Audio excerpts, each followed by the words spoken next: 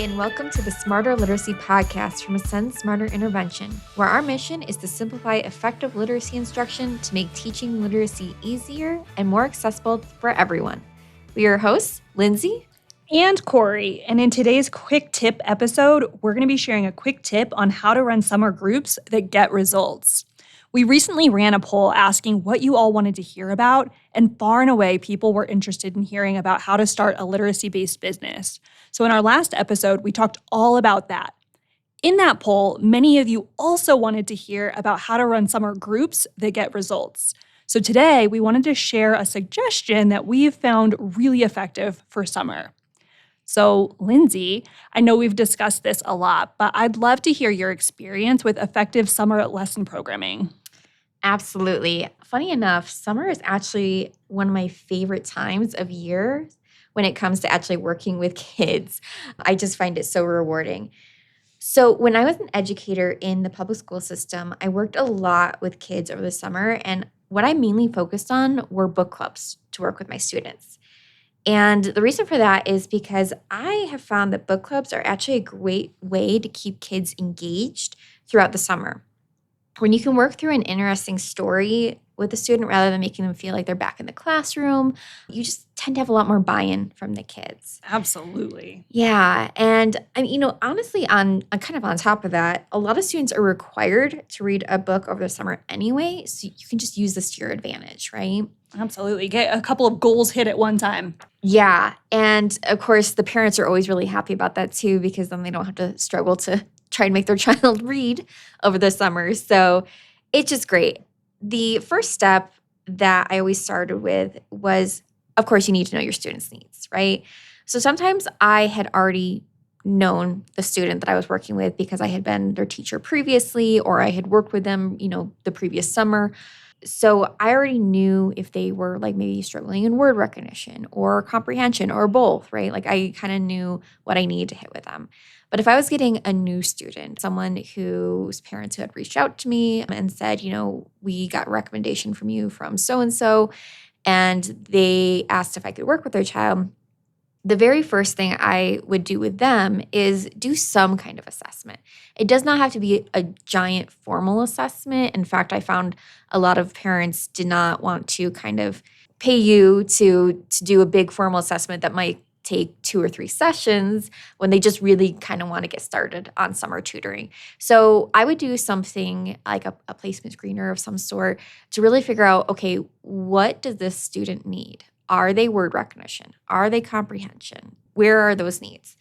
And that just really helps you so that when you kind of dive into the book club, you know what you need to target, you know what you need to hit. And what was even really nice too was honestly, I was able to get a lot of information from the child's previous teacher or the parent themselves. They would be bringing in data from the previous school year and just kind of even telling me, here is what we really notice our child struggles with. So use that information to really help you and save time. Absolutely. Those spring conferences that families will have just had prior to the summer can be really great. And a lot of times teachers are providing data at that point, and they are also so often willing to say, hey, these are the things we're concerned about before they go into their next grade level. So we've seen that for sure as well. Absolutely, absolutely. And of course, always like if the child does have an IEP or 504, and if the parent is comfortable sharing that with you, ask for that, because that's just going to give you the information you need as well. And again, anything you can have to save time and to be able to jump in really kind of makes all parties happy. Yeah, we've seen that too, that families, they just want to make sure that their kids have what they need. They don't necessarily need all of the data. They're happy to just know, we just want to make sure that we're covering all of our bases for the summer. Yeah. So next step would be, again, we're focusing on book clubs here. So focusing and determining which book are you going to read. And as I mentioned before, a lot of students have to do a summer read book. And so sometimes they're assigned a book, or sometimes they're given a list and they come to you they've already chose the book. Whether it's because it was assigned to them or they chose it off a specific list, or just because they know what book they want to read, that's great. So my suggestion there would be, if the child does know what book they're going to be reading, previous to you starting, ask the parents for the title so you can get your hands on the book beforehand so you can kind of start going through the book yourself, especially if it's one you're not familiar with, and start thinking about, okay, what am I going to be doing with this book? How do I kind of want to break this book up? But if they come to you, they don't have a book picked, there isn't a list, there isn't an assigned book, really then your first session should be one, getting to know your student, especially if you don't know them. And part of that's going to be sitting down with them and figuring out, what book do you want to read? You do want to take into consideration, obviously, their age and their reading levels, like what might they be struggling with. But most importantly, I think it really is that this book is going to appeal to your student because, again, that's just going to help with buy-in so much more. And the kid's actually going to be excited to work with you. Absolutely. And I think one of the things that you can do there too is you can even give options. So you don't have to say, oh, of any book in the world, what do you want to read? Yeah. You can have some pre-selected of, hey, this book is about this book is about this one's about this. Yep. Which one would be most interesting to you? And even that creates that buy-in that you're talking about of, oh, I have some autonomy over my summer and what I'm going to be reading. Yeah. And honestly, so what would happen in those scenarios for me would be I'm usually was in a library setting and I was sitting down with my student and just asking them, tell me about yourself. Like, what are your interests? And, I would then kind of ask them, like, well, what kind of books do you like to read? Do you like to read fantasy? Do you like to read historical fiction? Do you like to read mystery? Once they kind of gave me some of those answers, I already had several books kind of in my mind just from knowing books that kids read and that I know kids have enjoyed in the past. And I would bring them to the library to those different sections. I'd pull them out and I'd almost do like a little book talk to them. It kind of was really cool for them because it also seemed they were like, oh, wow, she was listening to me. She's pulling these books out just for me. And they almost felt like, wow, she cares. So that was always a fun way to, just kind of get started with those kids, especially if you don't know them. And then once you kind of pick through the books. Also, I do just want to say, like, yes, you want to keep in mind their reading level and obviously their age level. Don't be picking anything that's, obviously inappropriate for that particular age. Keeping in mind that we want kids to really be interested in the book. If you think the book might be really hard for them to read on their own, remember audiobooks are always an option. Read alouds with their parents. So you don't necessarily have to say no to a book if a child's chosen it just because you know it's going to be harder for them to get through, because we do have options out there for the kids and you can always help them through and they'll feel better for it. That's such a great point. And it's a great opportunity to make them feel confident in their reading too, without feeling like, oh no, I have to choose what they might see as a baby book or a book that feels too young for them. So that makes perfect sense. I love that. Yeah. So once you know the book, you've chosen the book, what you're going to be working through is, again, you're really going to want to go through it beforehand and design those lessons around your goals. And sometimes you already have those book clubs kind of built out because you've done them previously. That's a win. That's always a win, yes. So you save time. If it's a new book and you kind of have to go through it, this will probably be where you're spending the most amount of your time, but it's going to be worth it in the end. And what I really found is that if I could find a way to break the book up into chapters to fit into about 8 to 10 lessons, right? Generally, I would meet my students once or twice per week, right, throughout the summer. And I just found that if we could chunk it into bite-sized chapters, it wasn't as overwhelming for the student and myself, right? Because there's certain things I want to hit per lesson. And if we're covering a whole bunch of information, a whole bunch of stuff that's happening in the story at once, we kind of would, you get confused a little, right? So you want to keep it manageable. And then I would think about, what strategies do I need to use and to implement to meet my students' needs? So again, let's say my student was a phonics kid. I would maybe look through the chapters we were going to be reading for that week, and I'd be pulling out words that I wanted him or her to decode and to break into syllables. And especially if we were practicing a certain syllable type, VCE or close or rabbit, let's say, I would go through and I would find those words and almost create like a word list for my students. And we'd be practicing reading through them, chunking them, talking about the different syllable types. So there was a lot to work with there. You can find there's so many patterns throughout the book. And then anything that would be more difficult for your student, you can show them, this is how I break it down, this is how I pronounce it, right? Depending on where they are. For fluency, let's say, I would maybe pick a page or two from the chapter and I would ask them, okay, we're going to do a cold read. I'm going to time you for 1 minute. Let's see how many words we can get in 1 minute. Then, also do a hot read, just so you're not doing these big formal assessments, but you're keeping data going throughout the sessions and you're really tracking like, okay, how is my student doing per session? How are they doing with the skills that they're practicing?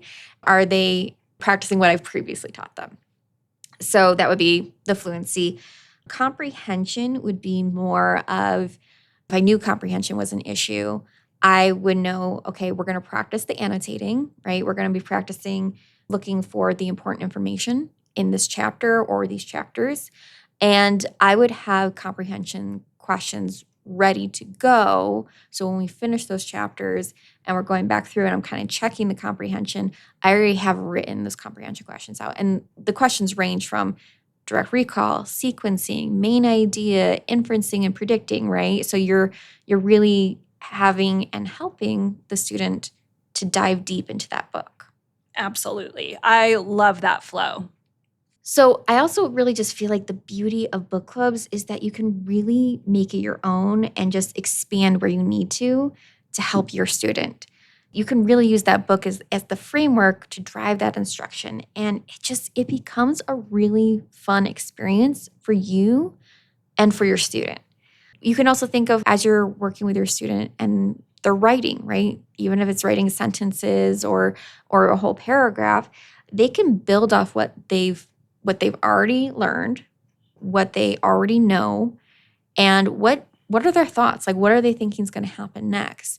And it just makes it part of this experience of the student is really seeing like, oh, I'm really interacting with the book.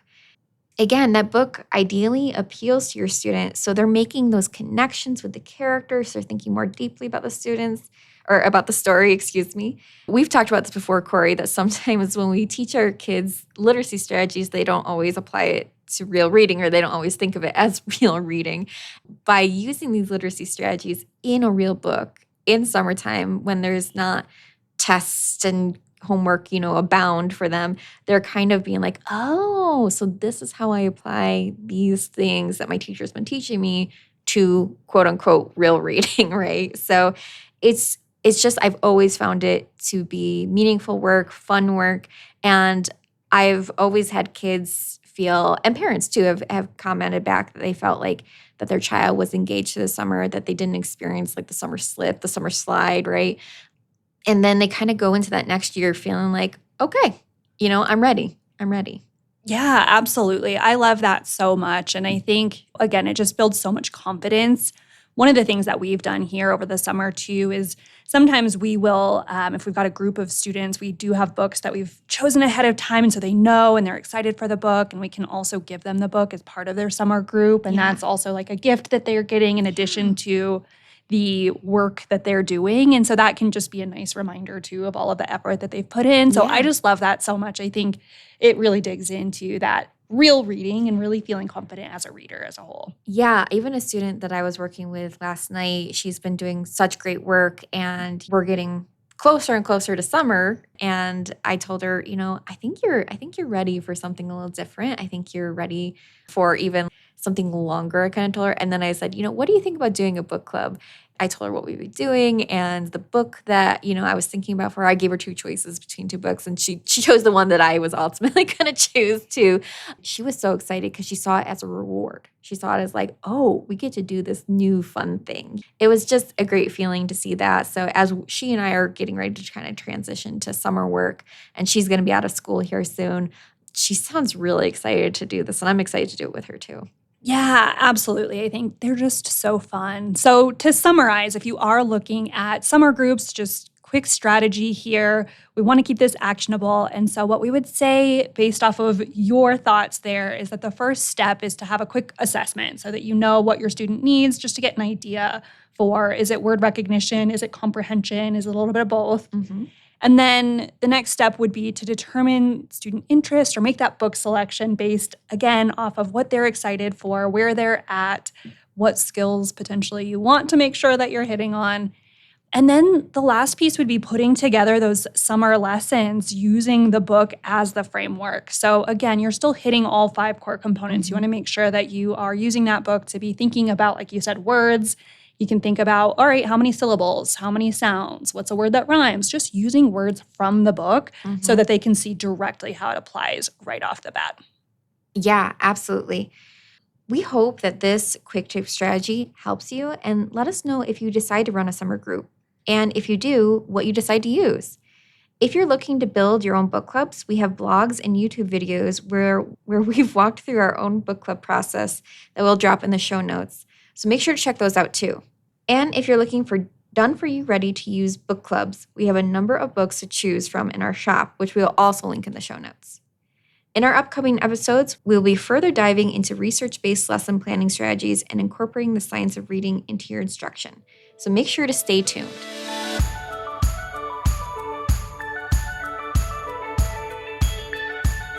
Thanks for listening to this episode of the Smarter Literacy Podcast.